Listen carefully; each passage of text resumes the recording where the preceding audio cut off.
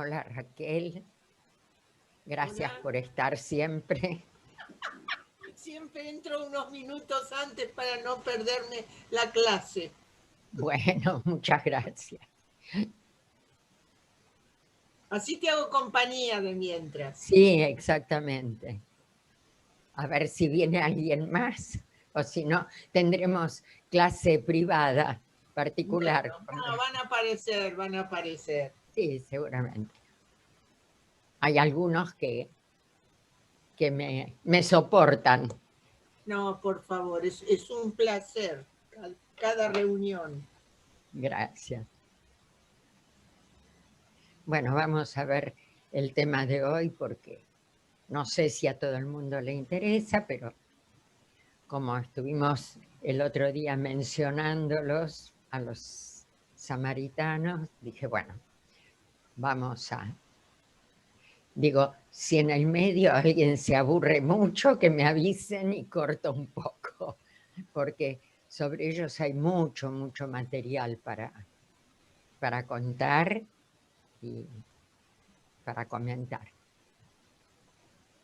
Lo que pasa es que a mí me gusta cuando la gente participa y cuando es un tema que no es muy conocido, no hay mucha gente que esté dispuesta a participar.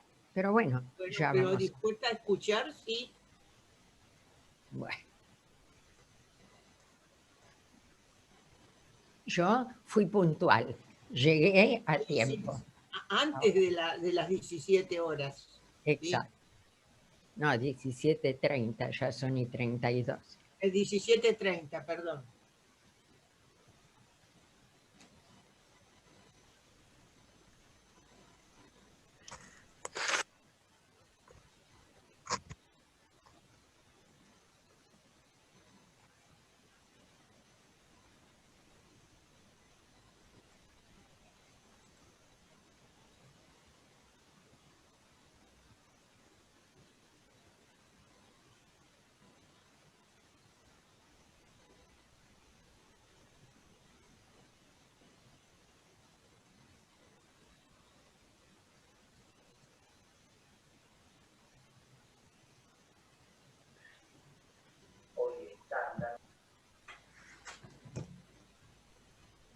Ya van entrando, van entrando. Hola, Miriam.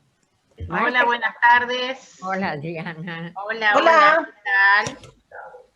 Hola, Nehama. Hola. Venir. Hola, Esther, también está, veo. Hola, Nehama. En cámara, pero Esther está. Y Marta, que hacía... Es que una vez que empiezo a compartir pantalla, únicamente veo a 2 o 3, entonces nunca me entero de quiénes los que están atrás. Ahora, hola, Karina. Hola. Hola, Karina. Hola, chica. Hola. Hola, Mágica.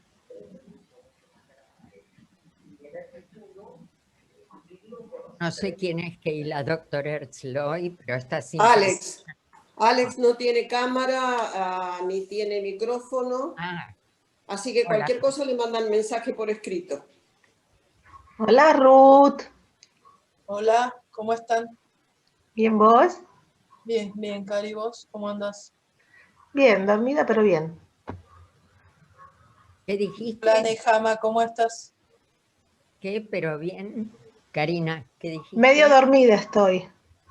Bueno. Los quilombetes que me hacen despertarme a la noche, nada más. Yo después tengo clases 6:30, tal vez me tenga que ir antes. Dependerá. Si los pibes se quieren conectar, me voy. Si como la vez pasada no quieren, me quedo.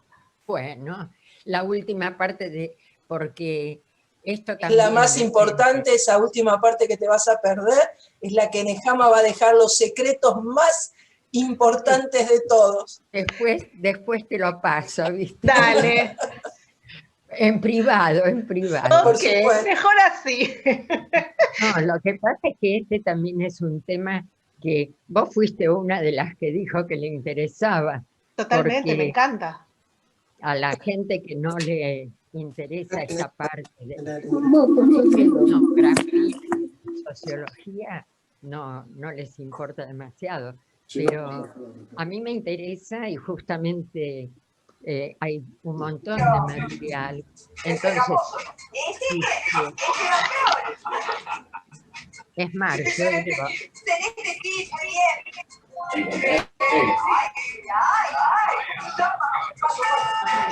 Ponen cero la tele.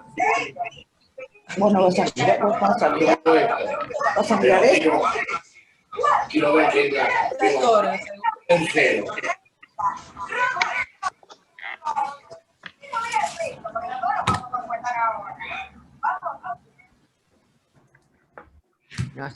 No sé quién era, pero lo que digo es que no si sé quién, en el de quién será abierto el micrófono, no tengo idea. Hoy veis. Falta un cachito, Nejama. Hoy veis. Dora. Ahí está. Ojo, yo no sé cómo mutear a nadie. Si me haces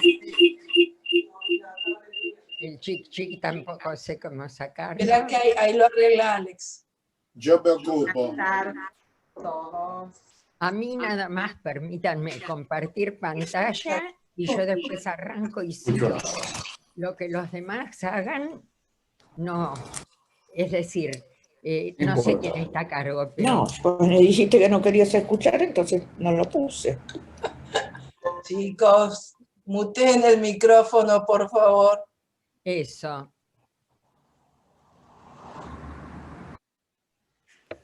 porque eso yo no lo sé hacer.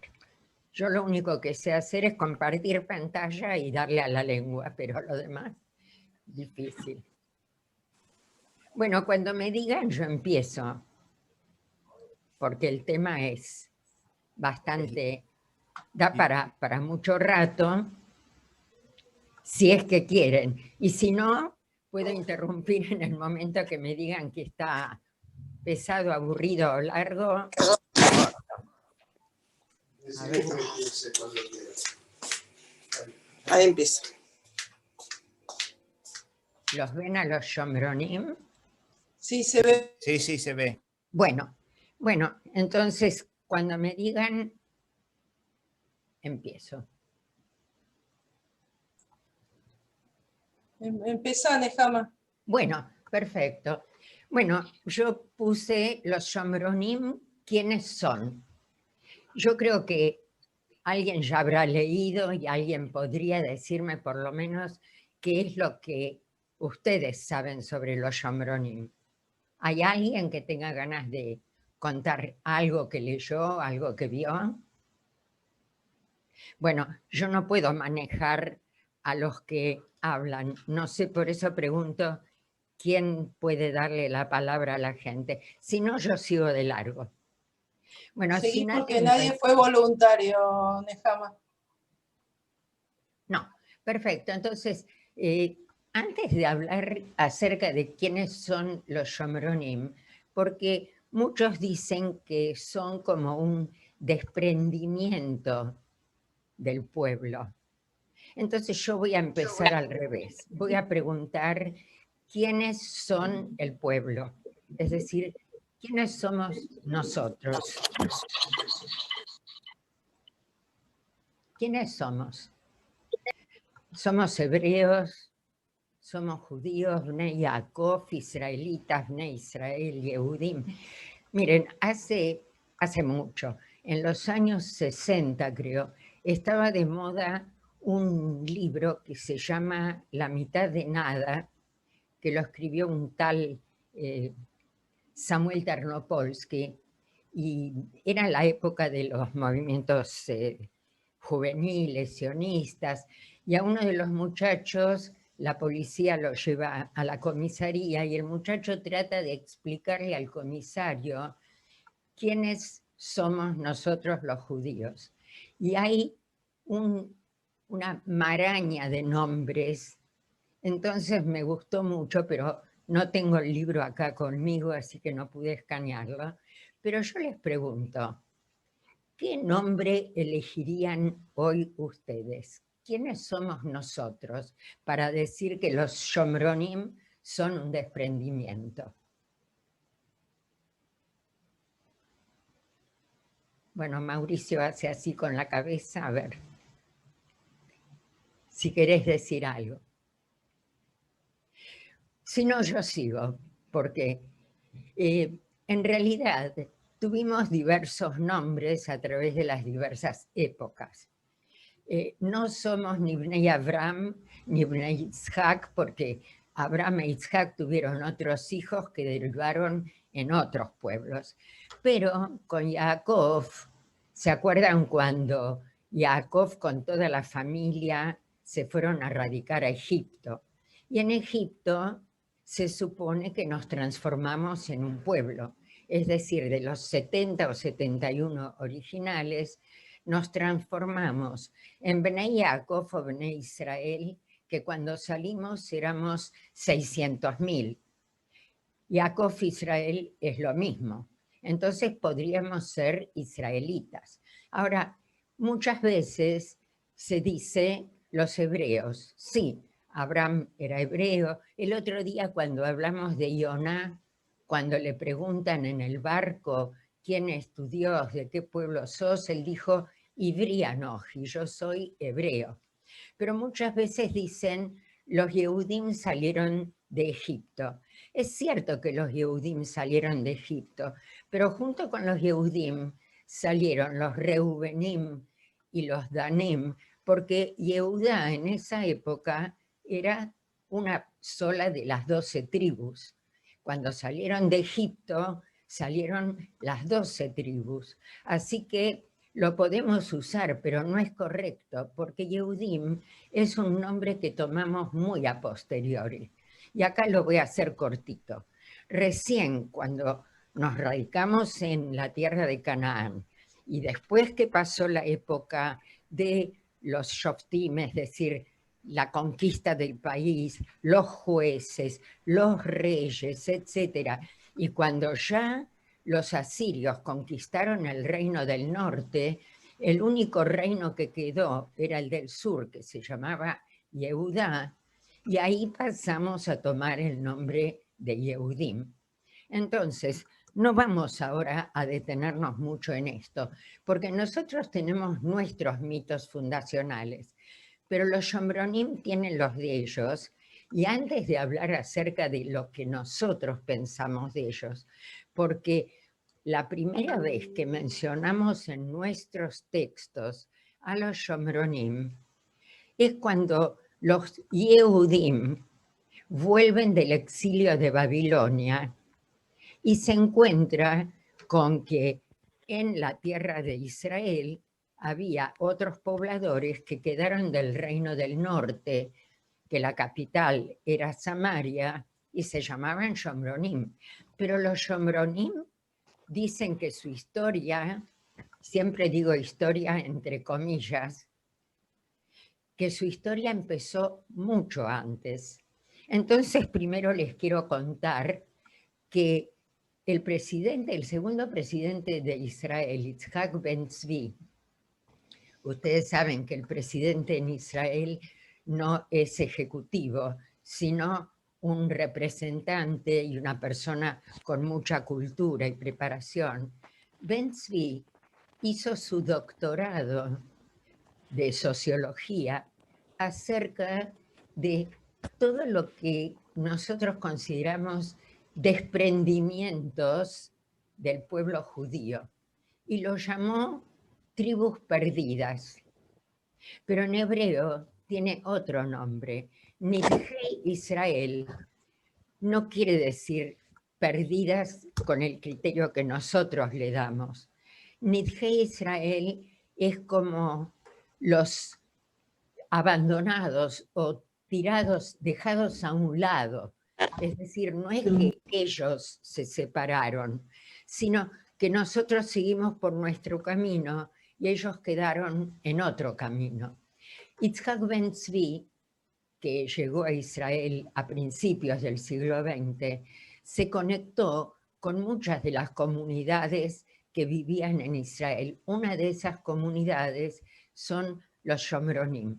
Y los Shomronim, hasta ese momento, tenían un solo centro que está ahora en la zona ocupada, que es donde está la ciudad de Shem, que en castellano se llama Nablus o Naplus, y ahí ellos empiezan a contar sus mitos. Y voy a empezar contando lo que ellos cuentan. Después volvemos a Ben Tzvi, porque Ben Tzvi, cuando surgió Medinat Israel, les ofreció vivir en un lugar que fuera territorio israelí, porque en aquel momento, cuando surgió Israel, el centro de ellos estaba en zona árabe.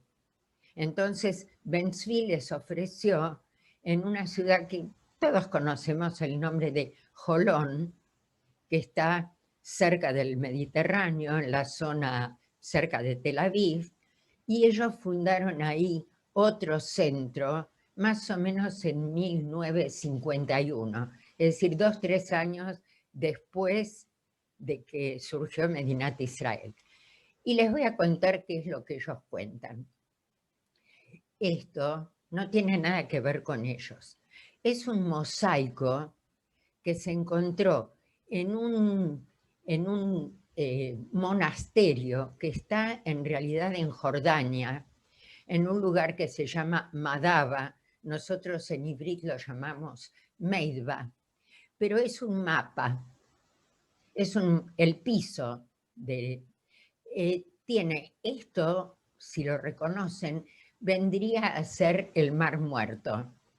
Esto vendría a ser el Jordán que desemboca. Acostemos el mapa de Israel. No sé si me explico. Y esto que vemos acá es la ciudad de Jerusalén. Este dibujo, cuando nosotros hicimos el paseo de Jerusalén, está como réplica en la entrada de los museos en Jerusalén.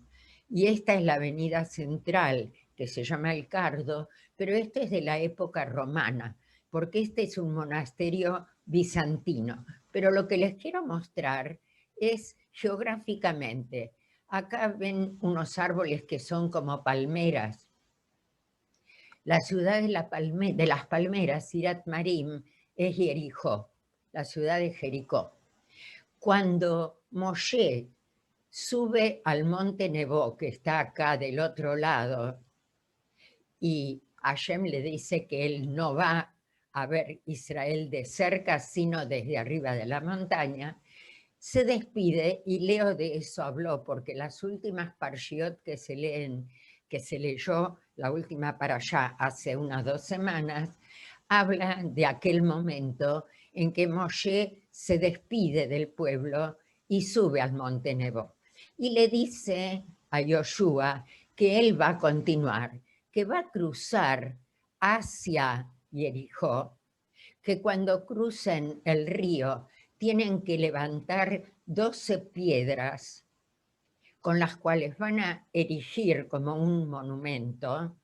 También dice que van a tener que escribir posiblemente sobre las piedras todos los preceptos de la Torá, y les dice que lo van a depositar en un lugar que se llama Gilgal. No quiero entrar en discusiones, porque en realidad después en el libro de Yoshua, que es posterior, dice que recién cuando cruzaron y pusieron las piedras, ahí se llamó a ese lugar Gilgal. Pero ese lugar estaría por acá, cerca de Jericó. Ahora, ¿qué cuentan los samaritanos? No, no es así el cuento. El cuento es que siguieron con las 12 piedras más o menos hasta acá, y acá está esta ciudad que es Nablus, Shem, y que están de un lado de la ciudad el monte Gerizim y del otro lado de la ciudad el monte Eival.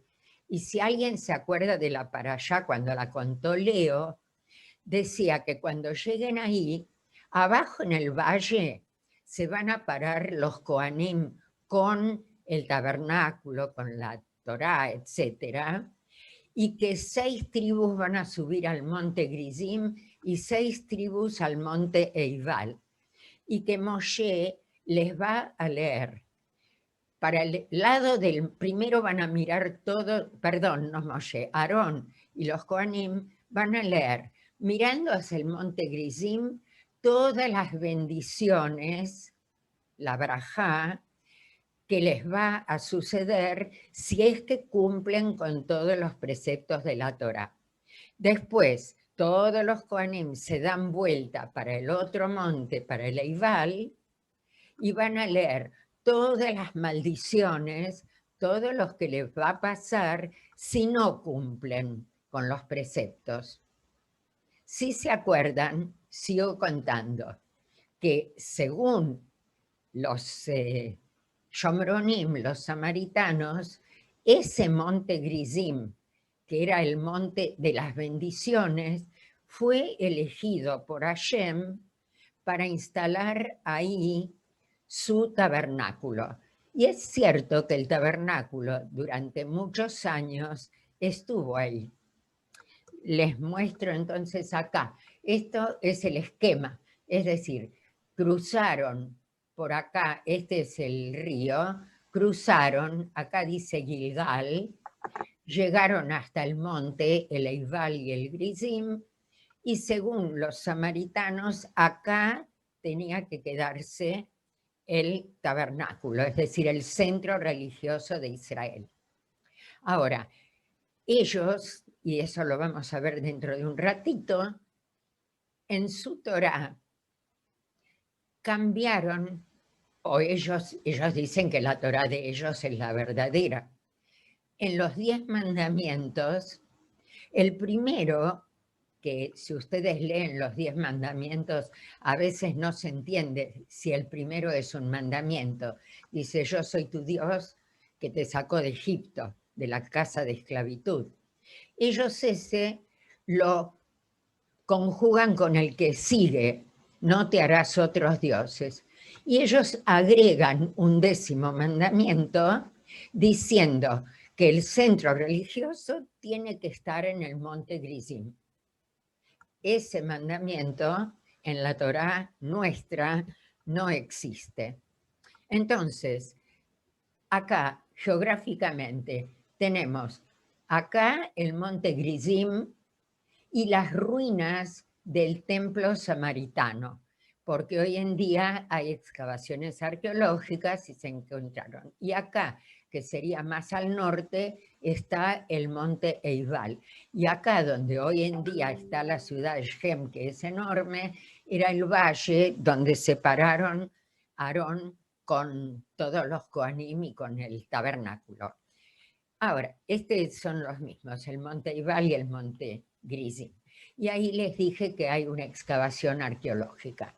Ahora, las 12 piedras que supuestamente en el libro de Yoshua tenían que haber quedado en Gilgal apenas cruzaron el río Jordán, ellos tienen en sus excavaciones arqueológicas un lugar donde dice que ahí están las 12 piedras. Si ustedes distinguen las 12 piedras de Yoshua.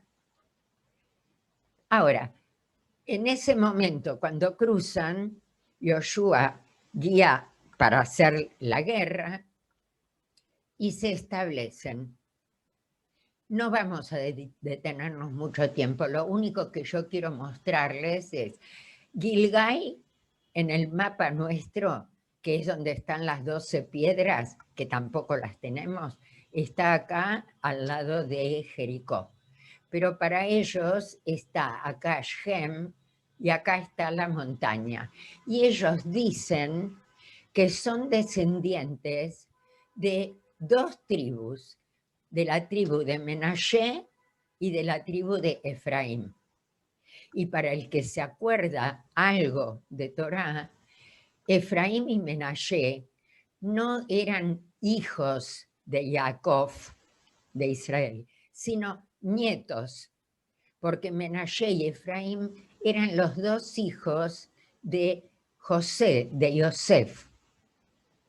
Yo quiero aclarar esto, que las 12 tribus no tienen los nombres de los 12 hijos de Jacob, porque cuando se armó el tabernáculo, la tribu de Levi se quedó para hacer el trabajo del templo. Entonces quedaban nada más que 11 tribus. Entonces la tribu de Yosef se dividió en dos. Y los Shomronim, los samaritanos, dicen que ellos son descendientes de las dos tribus, Efraín y Menashe, que son los hijos de Yosef. Esto ustedes tómenlo como a ustedes les guste. Ahora, entonces, la cuestión es, ¿qué lugares son sagrados? Gilgal, con las 12 piedras, el monte Grizim, porque Jerusalén por ahí no figura siquiera. Lo que pasa es que en la Torá nuestra, digo yo, la que nosotros leemos todos los Shabbatot, en el libro último, en el quinto, en Dvarim, dice que cuando lleguen y se radiquen en el país, él va a elegir un lugar para su templo. Pero están los que dicen que ese último libro donde dice esto fue escrito en la época de los reyes, después de que Salomón trasladó el templo a Jerusalén. Así que cada uno tiene sus cuentitos, sus sipurei mainses, ¿sí? Sus mainseles. Y acá viene un cuentito muy lindo que yo les voy a contar ahora, que para ellos es la base de su religión. Ellos tenían en el monte Grizim su templo. El Cohen Gadol, ¿se acuerdan quién podía ser Cohen Gadol? ¿Quién eran Cohen? ¿Quiénes eran Coanim? Coanim eran los descendientes de Aarón, es decir, toda la tribu de Levi iban a servir en el tabernáculo, pero Aarón, que era de la tribu de Levi, él fue el primer Cohen, y sus hijos, nietos y descendientes iban a ser los Coanim. Pero el título de sumo sacerdote, Cohen Gadol, es como hereditario, como entre los reyes, solo el primero y el mayor, hasta una época muy posterior en que eso cambió. Pero resulta que Aarón tenía 4 hijos. 2 hijos, los primeros, murieron todavía en el desierto porque según la Torá cuenta que no cumplieron con los preceptos de Hashem y como castigo murieron. Y quedaron 2 de los hijos vivos, Elazar y Itamar. Según la Torá, los únicos que podían ser Cohen Gadol eran los descendientes de Elazar a través de su hijo Pinjas. Bueno, Uzi ben Bachki era Cohen Gadol en el monte Grizim cuando empieza esta historia de los samaritanos. Según ellos, en el año 261 ¿de qué? Porque quien estuvo en mi clase sobre el calendario recordará que nosotros nunca tuvimos una cuenta larga de los años. La primera vez que nosotros como hebreos empezamos a contar años fue a partir de la salida de Egipto. Mucho después, cuando la Iglesia Católica instauró el calendario en que estamos en el 2020, es decir, hace más de 1600 años, entonces recién nosotros hicimos nuestro calendario a partir de Adán y Eva. pero nosotros no teníamos calendario. Dicen ellos que en el año 261, a partir de la salida de Egipto, que para nosotros vendría a ser 1250 antes de la era común, Uzi ben Bakki era el Cohen Gadol, y escuchen bien este cuentito. Él se enteró de que este señor Eli, que era descendiente del otro hijo de Aarón, quería ocupar el cargo de Cohen Gadol. Y estaba por hacerle como una rebelión e instalarse como Cohen. Entonces, ¿qué hizo? Fue al templo, al tabernáculo, guardó todas las cosas que había ahí en una grieta que había en la montaña, hizo una especie de listado y anotó todo lo que guardó, como ustedes ven acá, el Aarón HaKodesh, la ropa, todas las cosas sagradas, las ocultó en una cueva y después, cuando volvió a buscar todo eso, se dio cuenta de que todo había desaparecido. No estaba ni el tabernáculo, ni siquiera la puerta de entrada a la cueva donde él guardó todas las cosas. Bueno, esto ustedes tómenlo como ustedes quieran, pero lo que nos cuenta el Tanaj es que en un momento determinado hay un Cohen que se llama Eli. Para los que estudiaron alguna vez Tanaj, se acordarán que Eli es el famoso Cohen, que era Cohen, pero no en Har Gerizim, sino que se trasladó el tabernáculo a otra ciudad que yo recién mencioné, que se llama Shiloh. Y era Cohen en Shiloh cuando una vez, a ver si se acuerdan de este maizele nuestro, vino un matrimonio al tabernáculo a orar y a traer corbanot, porque la señora esta no podía quedar embarazada. El señor tenía otra esposa que tenía muchos hijos y se burlaba de Hannah porque ella no podía quedar embarazada. Y ella rezaba, pero en voz baja. Y este señor Eli, el Cohen, creyó que estaba borracha porque habían comido del corbán y tomado vino, y le dijo, andate de aquí. Hasta que ella le contó su problema, y él le dijo, no te preocupes, dentro de un año vas a tener un hijo, y ella le prometió que si tiene un hijo, lo va a dedicar al templo. Dedicado es kadosh, o también hay otra palabra que es nazir, nazareo. Nazir, no nazareno, que es de Nazaret, pero nazareo. Es decir, alguien que dedica su vida a Dios, y este Eli era Cohen, y después nuestra historia, el Tanaj, cuenta que este nene que nació, al cual la mamá trajo al templo, se llamaba Shmuel, que después lo continúa a Eli. Les cuento nuestro cuentito. Dice que Eli tenía 2 hijos que eran Kohanim, pero eran muy malvados, que ellos se comían las cosas de los korbanot, que maltrataban a la gente, que se aprovechaban de las mujeres, etcétera, etcétera, y que en una de las guerras con los filisteos, ellos dos, los 2 hijos de Eli, salieron a luchar contra los filisteos, llevaron el Aarón HaKodesh, y no solo perdieron la guerra y murieron en la guerra,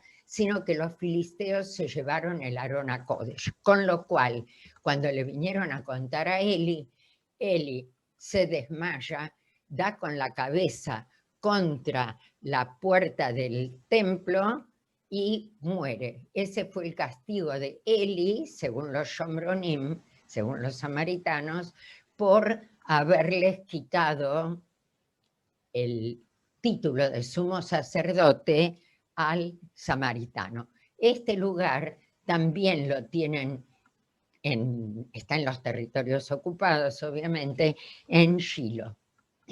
Ahora, el monte Gerizim, quiero hacerlo un poco más rápido, a nadie le importa la altura, lo que tiene. Lo que importa es que hace años, es decir, hace siglos, cuando ellos vivían en Israel, llegaron a ser como 1 millón de personas, los Shomronim. Pero resulta que ellos vivieron en la época de las cruzadas, de las conquistas de los musulmanes, y todos los mataban, es decir, hubo persecuciones, muchos de ellos murieron, y además había un problema. Ellos se casan únicamente entre ellos, lo cual también originó muchas enfermedades congénitas, problemas, y entonces se redujeron. Cuando Yitzhak Ben Tzvi los conoció a principios del siglo XX, eran un par de cientos de personas, 100 a 200 personas. Y por eso también Ben Tzvi los invitó a vivir en la parte de Israel, etc. Ahora, ellos viven en este momento en 2 comunidades. Una quedó en el monte Gerizim, la otra está en Jolón. Lo que pasa es que como son muy, muy piolas, ellos tienen doble nacionalidad.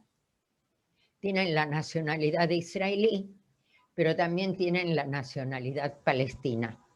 Por lo cual, ellos pueden circular tranquilamente de una zona a la otra, y muchos israelíes los usan para transportar cosas, y los palestinos también saben cómo son los Geschäften. Los negocios no reconocen de eso, pero el centro religioso sigue estando en el monte Gerizim. Ahora, según la creencia de ellos, en ese monte Gerizim tienen los 6 lugares sagrados, que son, ustedes si quieren los pueden ir a visitar porque está abierto al turismo. El altar de Adán con su tercer hijo Shet, el altar de Noé. Nosotros decimos que el arca aterrizó en Ararat, lo que hoy en día sería Turquía, pero para ellos dicen que Noé bajó allá en el monte Gerizim, y que después de salir del arca, el altar que levantó está ahí. También el lugar donde Abraham iba a sacrificar a Yitzhak, que nosotros lo conocemos en la cúpula dorada, ¿sí? Pero según ellos no, está ahí en el Har Gerizim, y también el lugar donde estaba el carnero que Abraham vio cuando no lo sacrificó a Yitzhak, y sacrificó al carnero. Y también, obviamente, está el lugar de las 12 piedras que colocó Yoshua Ben Nun, y para ellos el monte Gerizim es el centro espiritual del mundo. Para nosotros, en muchas láminas que aparecen sobre Jerusalén, dice que Jerusalén es Tabur Haolam, es decir, el ombligo del mundo. Bueno, cada uno, en eso hay disidencias. Ahora, ¿cuáles son los dogmas de la religión? Hay cosas en común y cosas que no. Primero, que solo hay un único y verdadero Dios, que es el Dios de Israel. La ley fue dada por Dios a Moshe, que es el único profeta. Es decir, no reconocen ningún profeta más, por lo cual el único libro sagrado de ellos es la Torá, ningún otro libro del Tanaj, solo los 5 libros de la Torá. Es porque los libros de la ley de Moshe, la Torá, son los únicos inspirados me refiero que vienen de Hashem. El monte Gerizim y no el monte Moría es el único lugar elegido por Dios para instalar el santuario. Monte Moría es el monte donde ahora está la mezquita, la cúpula dorada, etcétera, etcétera. Y los Kohanim son los intérpretes de la ley y los guardianes de la tradición. Los Kohanim de ellos, obviamente. Y también acepta la creencia, ellos lo llaman el Taheb, que viene a ser el Mashiach. También creen en el día del juicio final, Yom Adin, pero también creen en la resurrección de los muertos y también en el cielo y en el infierno. Ustedes elegirán lo que hay en común y lo que no. Y aparte de la Torá, el único libro que para ellos es sagrado es uno que se llama Teivat Marca. Teivat es como una caja, ¿sí? Pero Marca creen que viene del nombre Marcos, que hubo un tal Marcos que alguna vez recopiló todos, son Midrashim. Ellos también tienen Midrashim, tienen explicaciones de sus propios rabinos acerca de los libros de la Torá y están todos recopilados en esa Teivat Marca que es la Torá, según como ellos la tienen escrita. Y este libro son los dos únicos libros sagrados. Y ellos consideran interesante, dicen que los judíos, es decir, el mundo, tiene dos momentos importantes. Hay épocas en que Dios muestra su gracia, su simpatía al pueblo, y otros en que no. En la Torá, y Leo lo dijo, lo mencionó en alguna parashá, y especialmente en la que leímos, la que dije antes, que es la de despedida, cuando dice que si no cumplimos con los preceptos, va a haber lo que llaman en ivrit Ester Panim. Ester Panim, Ester es cubrirse el rostro, es decir, que Dios no nos va a querer mirar más, no nos va a querer ver la cara. Entonces, según los Shomronim, desde la creación del mundo hasta el momento en que ese malvado Eli quiso quitarle el sacerdocio a su Cohen, era una época gloriosa, de gracia, tiempo de favor, que ellos lo llaman Rahuta.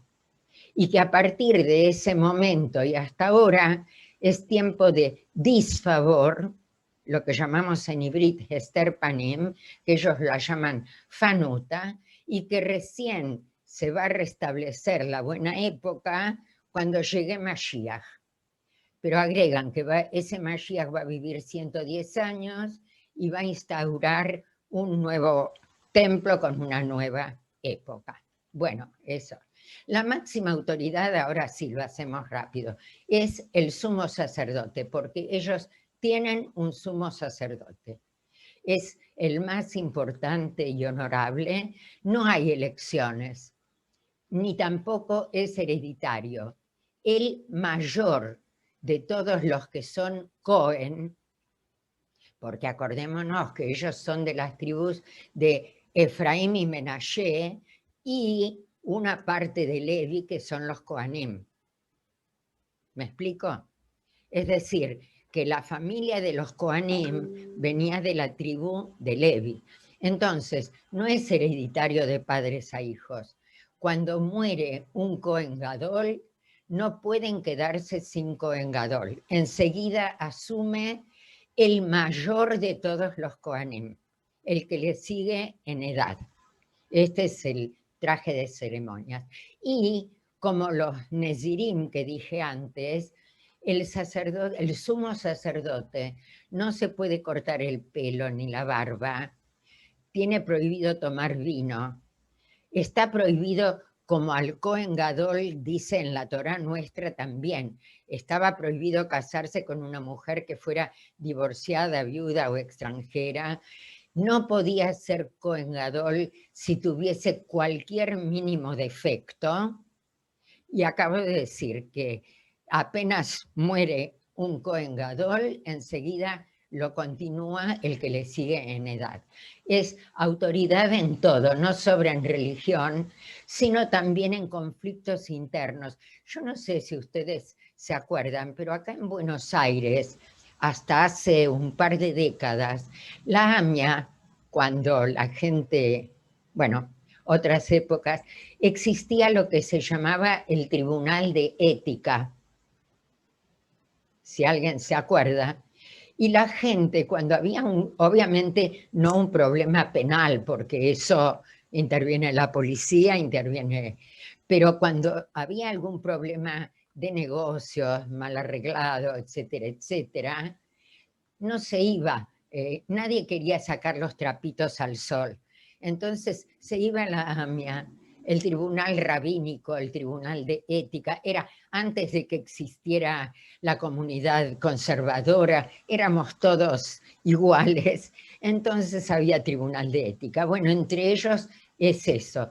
Y entonces él también es el que cada Shabbat bendice a la congregación, el que lleva a cabo las ceremonias. Ojo, acá dice incluida en la circuncisión la ceremonia, pero no la circuncisión. No hay ningún shomroní que esté habilitado para hacer el Brit Milá. Ahora vamos a ver enseguida que cuando tienen que hacer la circuncisión llaman a otro rabino ortodoxo porque ellos no tienen, ninguno de ellos tiene título habilitante, digamos. Y también participa, Hatimat Torah, ahora enseguida vamos a pasar a explicar, porque si no perdemos tiempo. El actual Cohen Gadol se llama Ovadia Cohen, Ben Asaf Cohen, obviamente, y según el cálculo de ellos, es el 134º Cohen Gadol desde Aarón, el hermano de Moshe.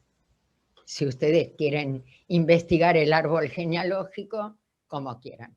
Kashrut, cuidan kashrut al máximo, así que no lo vamos a leer.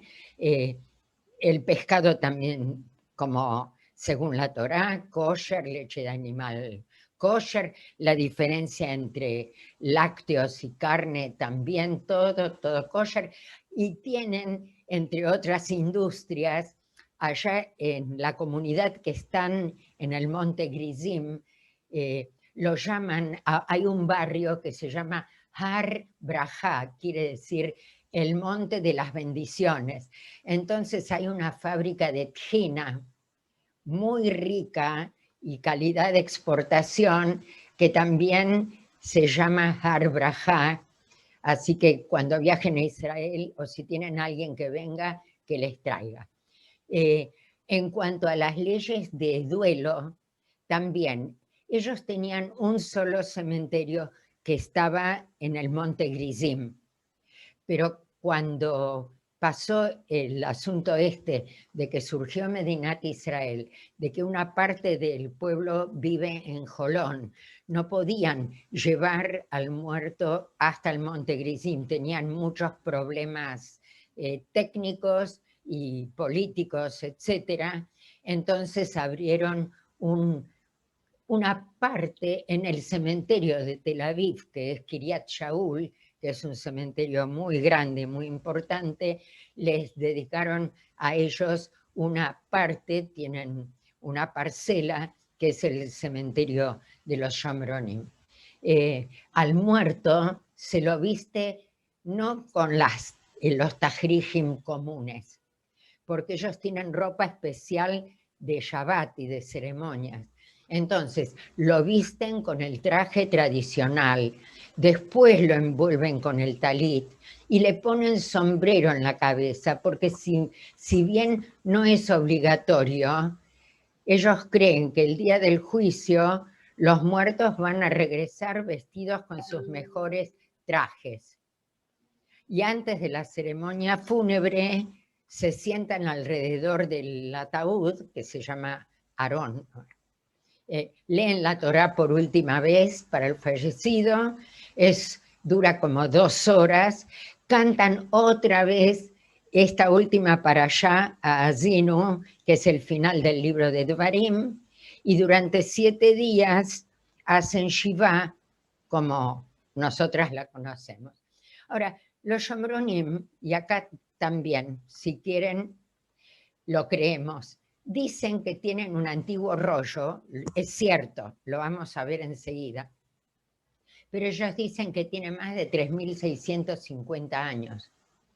Pero por otro lado dicen que se escribió 13 años después de la llegada de los Bnei Israel a Canaán. No nos coincide el cálculo, pues si nosotros consideramos que salieron de Egipto 1250 antes de la era común, no llegamos a 3650, pero no importa. El libro, según los cálculos del carbono 14 que se hicieron, se cree que tiene 1500, 1600 años, así que también es bastante antiguo y le damos todo el crédito. Y está escrito con las letras antiguas hebreas. Los que estuvieron, una vez yo había mostrado una tabla comparativa de cómo eran las letras hebreas antiguas y cómo llegaron a desarrollarse hasta la época de hoy. Bueno, las letras de ellos son parecidas al antiguo alfabeto, y es la Torá que ellos tienen. En uno de los lugares de la Torá dice que la escribió este señor, Abishua o Abishai, figura en otros lugares, hijo de Pinjas, que era el hijo de Elazar, hijo de Aarón a Cohen. Así que este es el texto. Este texto lo sacan nada más que 3 veces por año, que es para Pesach, para Shavuot y para Sukkot. Hay que conservarlo. Bueno, y ya les dije antes cuál era la diferencia en los 10 mandamientos, que ellos tienen como 10º mandamiento erigir un altar en el monte Gerizim. Ahora, la mezuzá, todas las cosas sagradas están escritas con esa escritura. La mezuzá también, pero ahora vamos a ver lo que es una mezuzá. No es ese rollito que nosotros lo ponemos ahí en el tubito. Las ketubot también, y las oraciones. El idioma que ellos hablan es mezcla, con un poco de ivrit, un poco de árabe, pero para las ceremonias usan ese hebreo antiguo, que para ellos también es la Lashon Kodesh, Lashon Kodesh, es decir, no lo usan para hablarlo todos los días. Ahora miren lo que es una mezuzá. ¿La ven? Es esto. O por ejemplo acá es esto. Es decir, no es un tubito, es toda una placa, como ven acá, y esta es la escritura samaritana. Ahora, el alfabeto samaritano tiene, igual que el hebreo, las 22 letras, pero no tiene las 5 letras finales que nosotros usamos. Ellos no usan las letras finales, nada más que estas 22. Y les aclaro que todos los chicos las estudian, y las estudian antes de ir a la escuela, porque ellos se preparan también para leer la Torá. Y les voy a contar más.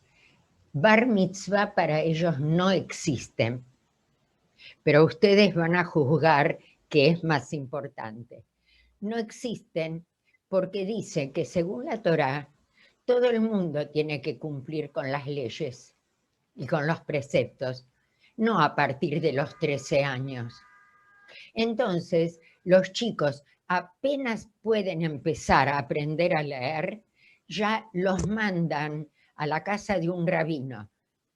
nosotros nos reíamos cuando nos contaban que en el Heider, en el Shtetl, los chicos a los 3, 4 años iban a aprender a leer Toire.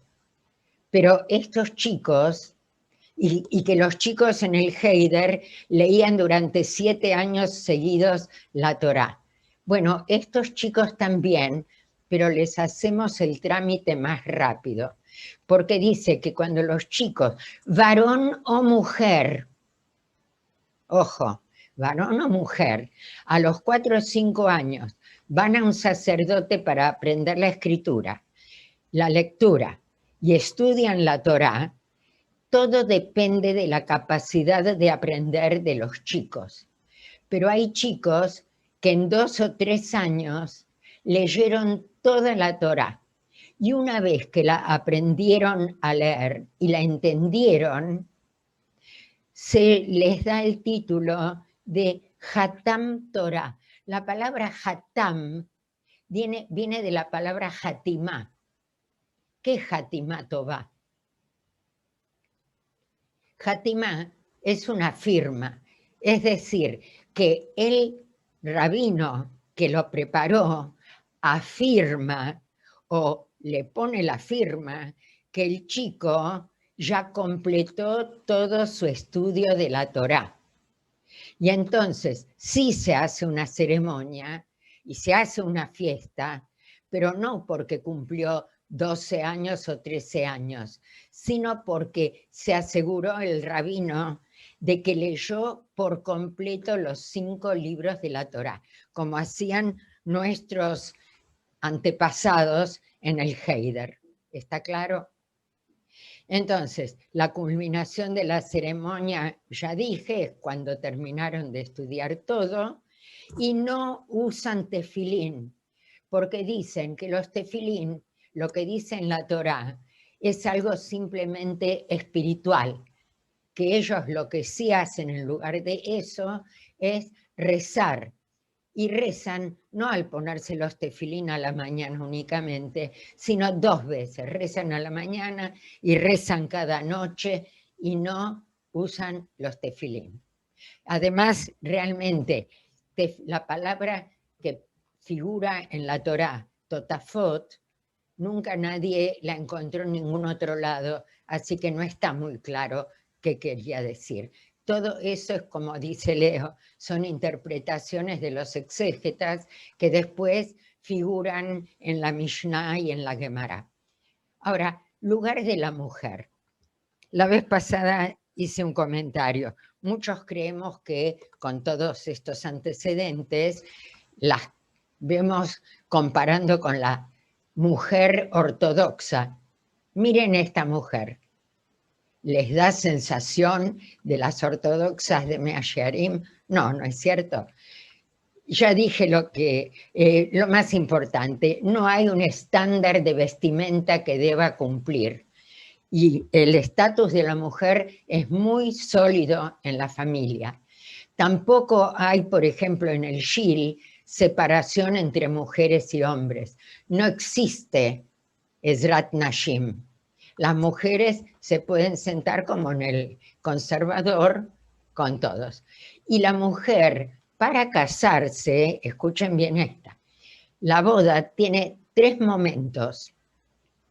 Primero, la etapa del consentimiento. Si se acuerdan, una vez hicimos una charla cómo eran las costumbres entre los judíos. Los padres del novio se acercan a la casa de los padres de la novia y piden la mano de la novia. Es una ceremonia que si están de acuerdo enseguida, el casamiento va a ser rápido. La segunda es el compromiso. Para nosotros, el compromiso es una fiestita. No, para ellos el compromiso es cuando el muchacho y la chica declaran que se eligieron mutuamente y ya se consideran pareja. Por eso, entre muchos judíos, romper el compromiso es mucho peor que romper un casamiento o que el divorcio. Ahora, cuando se hace ese compromiso, se lleva 2 testigos, y escuchen bien, el trabajo de los testigos es asegurarse de que la joven accede a casarse con el hombre por su propia voluntad. Es decir, que nadie la está obligando. A veces intercambian anillos, pero tampoco es obligatorio. Y al final es la etapa del matrimonio, que ahora vamos a ver las fotos y la que tú vas, etcétera, etcétera. Divorcio lo puse separado porque dicen que prácticamente con todas estas dificultades que ellos tienen, que enseguida vamos a volver a hablar de eso, nadie se divorcia. Nadie se divorcia porque quedaron muy pocos. Les cuento por adelantado. En este momento, toda la comunidad samaritana consta de unas 800 y pico de personas. La mitad más o menos están en el Grizim y la otra mitad en Jolón. Y hay muy pocas mujeres en edad de casarse. A veces hacían inclusive intercambio. Yo te permito casarte con mi hijo, pero vos me tenés que conseguir un novio para mi hija, etcétera, etcétera. Así que después de tantas dificultades, nadie se divorcia por ahí. Acá tenemos la ceremonia del compromiso. Acá están leyendo, es decir, el rabino, el papá de la novia con el novio y la novia y todos los testigos, leyendo todas las condiciones. Fíjense, la ropa de las mujeres especialmente. Después, el Shabbat antes del casamiento, al igual que acá, se llama Shabbat Hatán, del novio. Es cuando los hombres van, pero van a la casa del novio. Es Shabbat Petijá, es decir, como que empieza con las ceremonias del casamiento, leen la parashá de la semana, acá también, pero normalmente se hace en el templo. Y después, escuchen esto, se recibe a los visitantes para festejar, pero no en el lugar donde va a ser la ceremonia. Si los novios se casan en Jolón, esta ceremonia van a hacerla en el Grizim, como para que toda la comunidad esté al tanto y festejen. Si los que se casan son de Grizim, vienen a hacer esta ceremonia a Jolón. Está bien pensado. Esta es la que tú vas, casamiento, donde están como en una bimá, están en un lugar más alto para que todo el mundo los vea, se hace la ceremonia, ya no lo voy a leer, se firma la que tú vas en presencia de todos, se lee, están los Kohanim, etc. Y es particularmente alegre porque simboliza el nacimiento de una nueva familia que continuará las costumbres y expandirá la comunidad, porque son poquitos. Ahora, los deberes de la mujer samaritana, esto a las mujeres les va a gustar mucho. Tienen 3 deberes: cuidar el Shabbat, cuidar su Nidá y Tahara, que ahora lo voy a explicar. Nidá es el periodo en que están indispuestas y Tahara es su pureza. Y aparte de eso, muchas de ellas trabajan afuera, así que no tienen tiempo para cuidar a 10, 12 chicos como las ortodoxas de Mea Shearim. Entonces, los chicos chiquitos, más que 3 por familia, no tienen, lo cual es un problema para los samaritanos, pero van al jardín o se quedan con las bobes, y cuidar kashrut. Pero, ¿qué quiere decir cuidar su unidad? Esto a mí me gustó mucho, porque la mujer, los días que tiene el periodo, se la considera impura. Oh, dirían muchos, qué feo, qué malo. No, señoras, porque tiene que cuidarse. Desde el primer día que vio sangre, durante 7 días está impura. ¿Pero en qué consiste eso? Que no puede cocinar ni tocar las cosas que va a usar la familia. Pero entonces, ¿quién cocina? Generalmente el padre de familia. Es decir, lo que no hace la mujer, lo hace el marido, o bien amigas o vecinas, porque como a cada una le va a tocar su momento, se ayudan mutuamente. Y escuchen esto, dice que están muy contentas porque disfrutan mucho, porque pueden descansar o pasar tiempo con otras mujeres que también están en la semana de Nidá, porque total después van a la mikve, se sumergen y están limpias y puras. Yo me acordé esta semana porque hay una propaganda, no sé si es de Johnson, que dice cuando sacan la basura, no me ayudes. Sacar la basura, dice, no me ayudes, porque la limpieza de la casa no es cosa de la mujer, es cosa de los dos, de todos. Parece que los samaritanos eso ya lo habían instituido hace muchísimos años. Y ya que hablamos de matrimonio y de tener chicos, el Brit Milá, que ya les dije antes, la ceremonia de Brit Milá empieza a las 7 de la mañana. Ellos dicen que por un lado es bueno empezar el día con una gran mitzvah, así que empiezan a las 7 de la mañana. Pero otros dicen que también es para prevenir, porque si hay alguna complicación, etcétera, etcétera, que no quieren que se haga de tarde o de noche, porque tiene que ser en el 8º día después del nacimiento. Ahora, les dije que la ceremonia generalmente se hace en el centro comunitario grande que está en el Monte Grisim, pero la hace, escuchen esto, el Moel, que es ortodoxo, ayudado por las mujeres, no por los hombres. Los hombres y el Cohen vienen después para la ceremonia, etcétera, etcétera. La pregunta, si se casan solo entre ellos, bueno, hasta ahora era así, pero por todo lo que yo les conté, están abriéndose un poquitito y ya a esta altura dicen que ya hay entre ellos unas 25 parejas mixtas, es decir, con gente que no son shomronim, viviendo entre ellos. Este es el barrio de ellos en Jolón. Se llama Neve Pinjas, el oasis de Pinjas.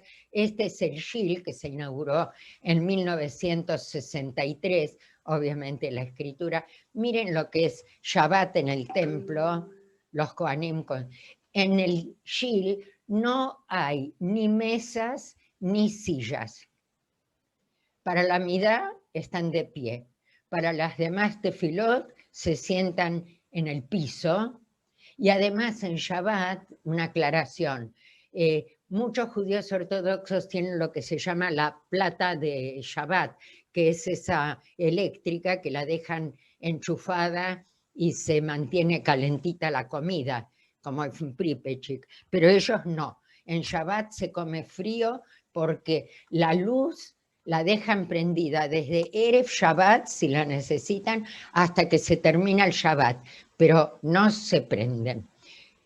Esta es otra foto del Shil, lo hago rápido porque todavía tenemos muchas cosas. Y yo les dije la vez pasada que sirven en el ejército. Los que están eximidos son los hijos de los Kohanim, pero muchos hijos de Kohanim renuncian a esa exención y prefieren hacer la tzavá. Los que no hacen la tzavá son los que viven en el Monte Grisim, porque por una cuestión política y con los vecinos hay peligro. Entonces, los chicos que viven ahí, las familias, prefieren que algunos de los chicos no hagan la tzavá o no vengan en ropa de tzavá cuando vienen al Monte Gerizim. El Luaj, ellos no festejan nada más que las festividades que están en la Torá. Y el Luaj, yo había comentado que tiene un ciclo de 19 años, que hay 7 años intercalados que se agrega un mes, etcétera, etcétera. Ellos también tienen un ciclo, pero no de 19 años, sino de 32, no de 7 años, sino 11. Así que las fiestas no caen siempre en el mismo momento. Es decir, Pesach Shomroni no siempre cae en la misma época que el Pesaj nuestro. Ahora, las mujeres ya les dije que vienen vestidos con sus mejores galas.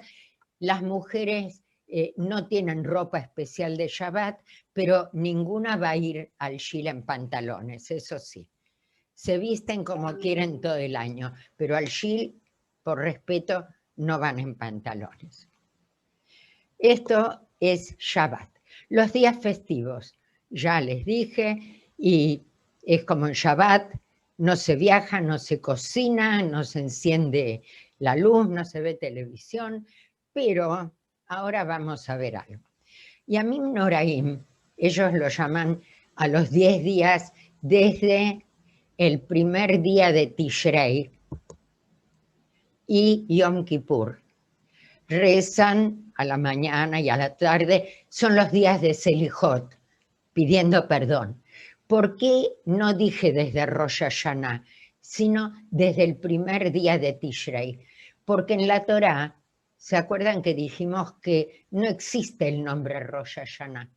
Y el primero de Tishrei no es para ellos el comienzo del año, porque según la Torá, el año empieza en el mes de Nisan, que es el mes de Pesaj. Así que el primero de Tishrei es el primer día del séptimo mes, es Rosh Hodesh. Rosh Hodesh también es fiesta, pero no es Rosh Hashanah. Y festejan el Rosh Hodesh del séptimo mes, que dice en la Torá que es un día de hacer sonar el shofar. Sí, en el shir se hace sonar el shofar, sirven comidas. ¿Se acuerdan cuando hablamos de las cosas que se ponen en la mesa de Rosh Hashanah? Y van a saludar a los Kohanim para desearles larga vida.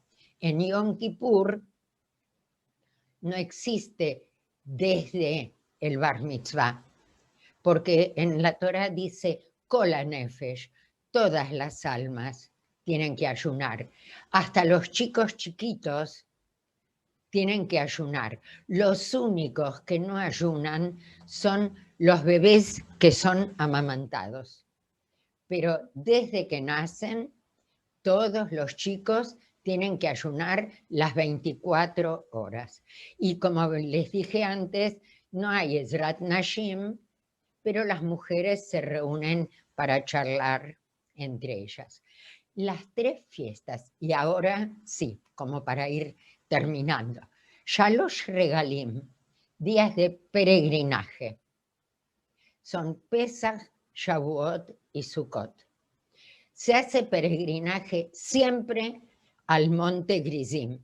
Es decir, los de Jolón también van al Monte Gerizim, y aclaro que todos los Shomronim que viven en Jolón tienen su casita también en el Har Gerizim.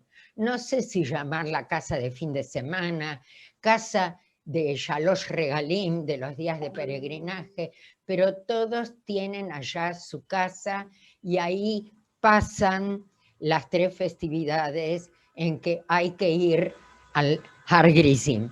Pero Pesaj dura en Israel 7 días.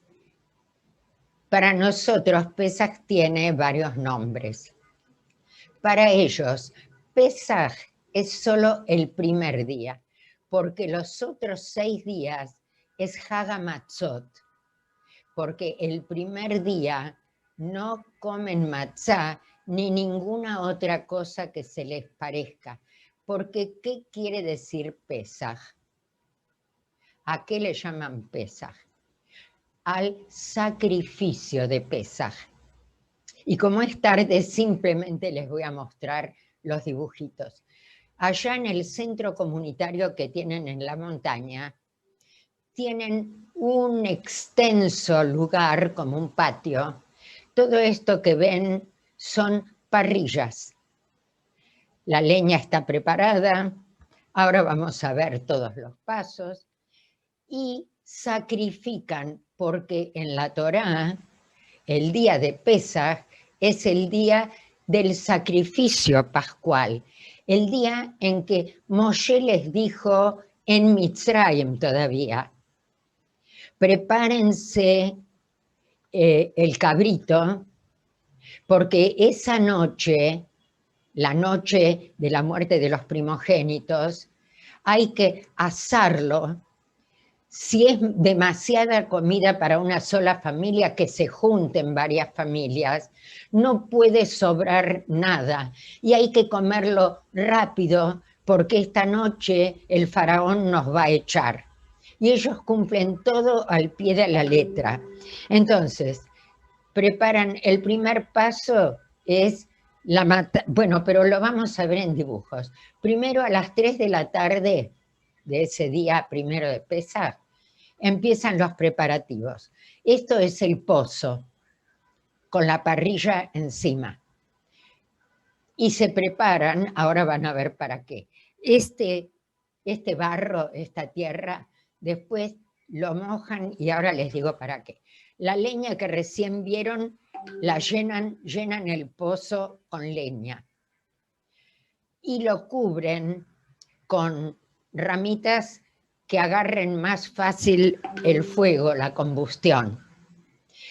Pero después, aparte, traen a los korbanot, porque ellos hacen el corbán.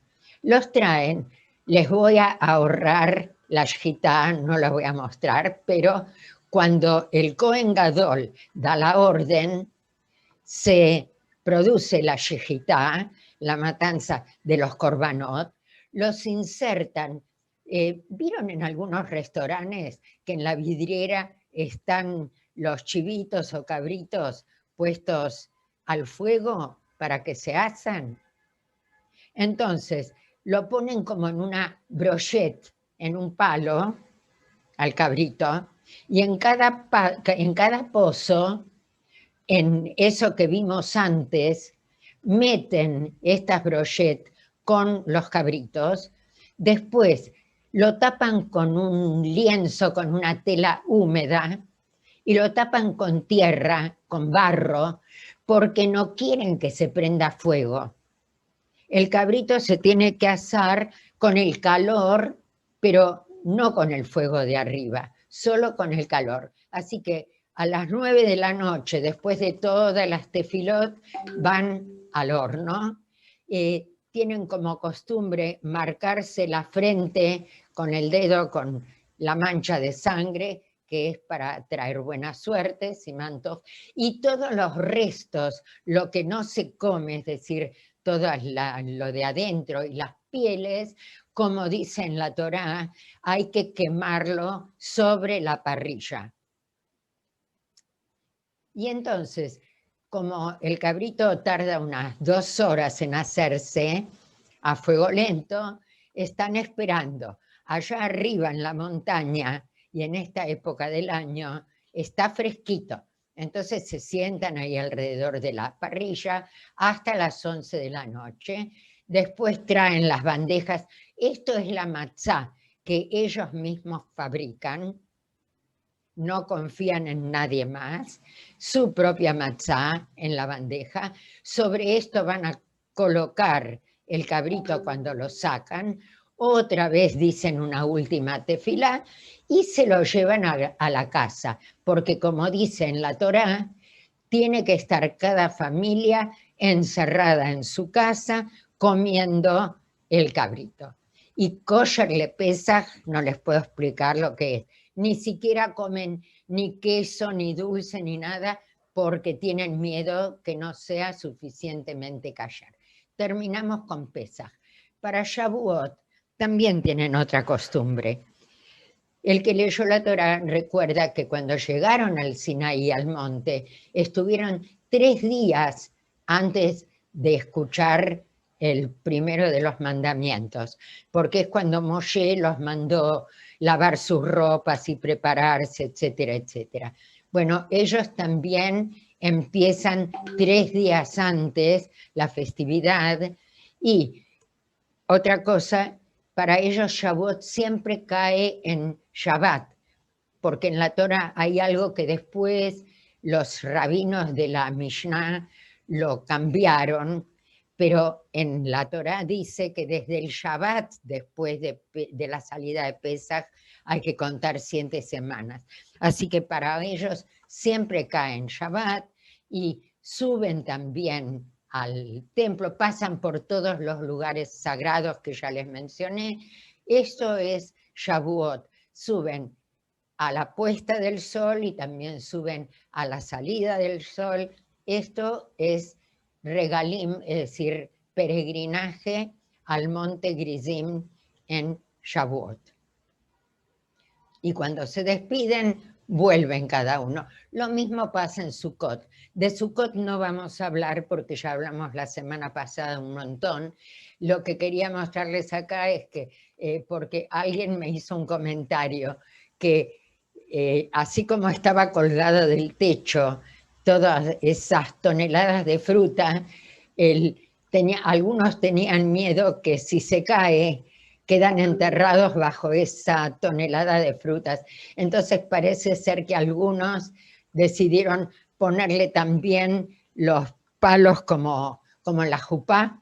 Así que, pero de esto no vamos a hablar porque de esto, de la Sukkot, ya hablamos la semana pasada, que se construye dentro de la casa. De lo que sí vamos a hablar es que Sukkot dura 7 días, pero el octavo es Shmini Atzeret, y terminamos ahora. Shmini es el octavo. Atzeret viene en hebreo de la palabra del verbo la'atzor, que quiere decir frenarse o detenerse. Era una fiesta tan alegre, ¿se acuerdan la semana pasada con lo del agua y con etcétera, etcétera? Que la gente no tenía ganas de volverse. Entonces se quedaban ese día, y ese día, con el correr de los años, se tomó la costumbre de sacar el Sefer Torah y de leerlo. Pero Simchat Torah no es una fiesta bíblica, no está en la Torah. Pero los Shomronim, después con el correr de los años, también la incorporaron. Entonces, Shmini Atzeret, primero como para cerrar del todo, Shmini Atzeret es el octavo día de fiesta.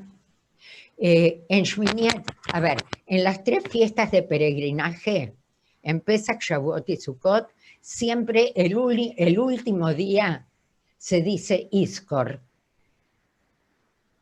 Entonces, en Shmini Atzeret también se dice Iskor, pero en Israel ese mismo día es el día de Simchat Torah. Lo que pasa es que en la diáspora, como siempre le agregamos un día, este día de Shmini Atzeret lo consideramos como dentro de la fiesta de Sukkot.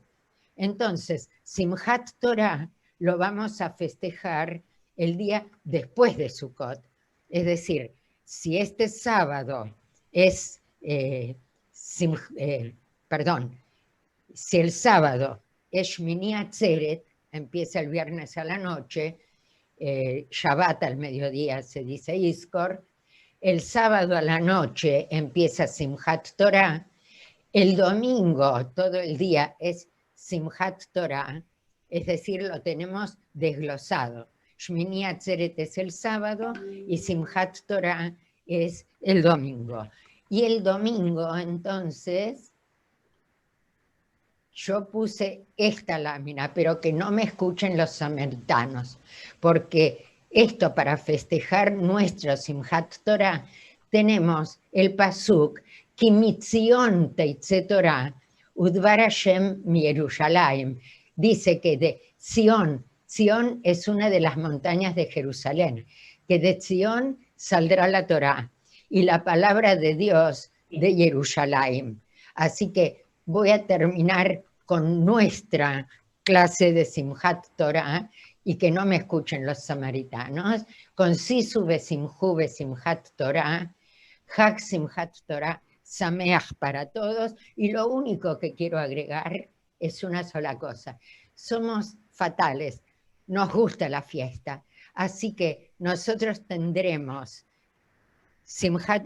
tenemos nuestro Shmini Atzeret y nuestro Simchat Torah por separado, pero aparte, siempre el día después de la fiesta lo llamamos Isru Hag. No se festeja nada, pero a la gente le encanta seguir estando contento, comer cosas ricas, así que Hag Sameach para todos, gracias por los que me aguantaron hasta aquí. Y que, no, por favor. Así que Hag Sameach para todos, y tanto para Shabbat, para Shmini Atzeret y para Simchat Torah. Un beso para todos. Una pregunta. Un beso, Sí, una preguntita. Sí, las que quieran. Por ejemplo, en la educación, los shules en Israel, ¿se estudia de samaritanos? ¿Están los chicos al Bueno, tanto? es muy importante porque me salté, me parece que no lo dije.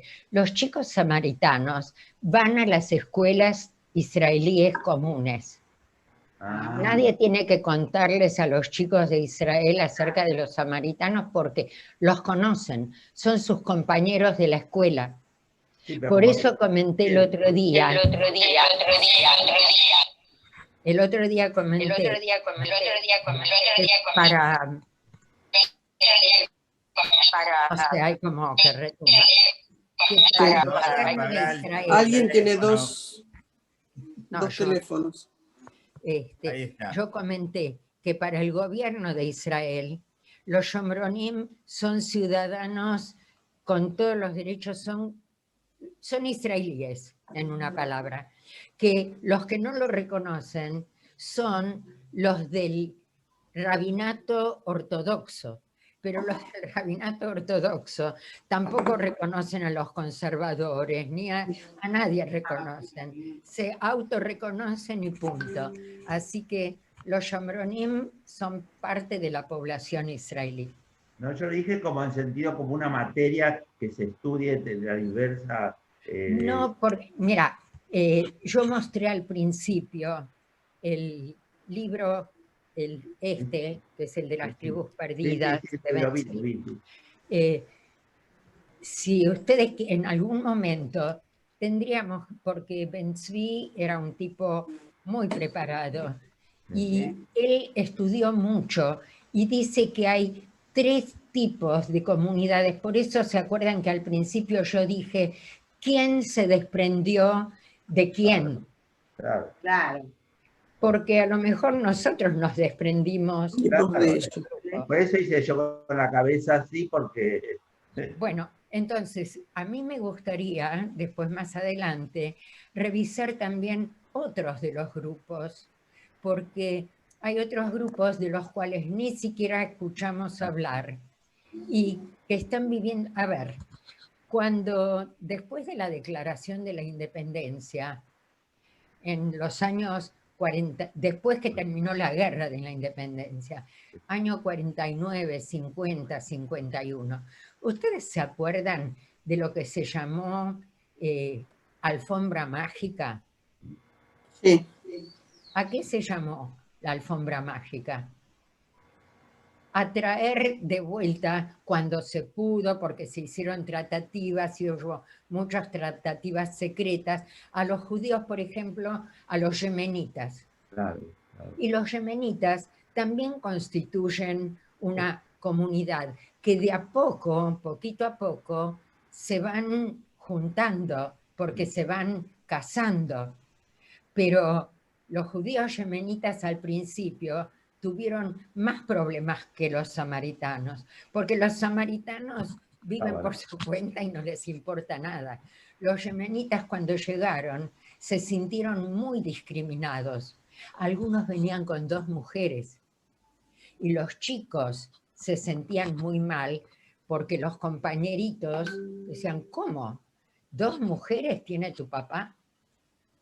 Y yo creo que alguna vez comenté que hubo suicidios en Israel por cuestiones así. Entonces tendríamos que ver cuáles son. Además, hay otra cuestión.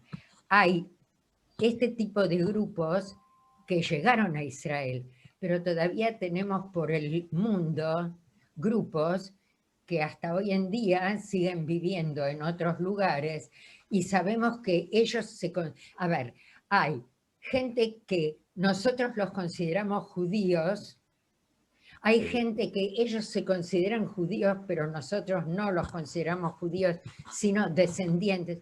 Hay de todo en la viña del Señor. Así que desde ese punto de vista tendríamos que dedicarle alguna charla más a todo esto, si queremos, obviamente. Sí, muy bien, Nehama. A lo mejor quiero aclarar, sobre este grupo a mí me interesó siempre mucho, entonces hay mucho material. Hay algunos, yo pensé que algunos de ustedes, que yo ya sé que son tipo rata de biblioteca, iban a leer por su cuenta, pero nadie me dio el gusto de hablar conmigo. Pero sobre los demás grupos no hay tanto. Entonces yo quería de alguna manera mostrarle lo que sí está, después cada uno irá a ver. Pero hay otros grupos donde no hay casi nada, aparte de lo que escribió Ben-Zvi en el libro y de algunos sociólogos que siguen haciendo investigaciones hasta hoy. Yo dije que la semana que viene podía tocar el tema de los Krimchak, porque yo estas cosas, yo estaba en una época, en la Asociación de Genealogía Judía en Argentina, y teníamos hasta hace unos años una revista, y varios de los artículos que yo también saqué era sobre estas tribus perdidas, pero no hay demasiado, así que para la próxima yo propuse el tema de los Krimchaks, que es un grupo de judíos, como dice el nombre Krim, de la península de Crimea, que siguen viviendo allá y no hicieron aliyá y no están en Israel, y viven bastante diferente, pero los voy a traer, pero junto con eso algún otro grupito de los que tenemos poquito. Así que, bueno, nos veremos si tienen alguna otra pregunta. Muy bien. Bueno, nos vemos entonces. Gracias por la atención. Chao a todos. Gracias. Gracias, Nehama. Gracias, Gracias por escuchar. Gracias.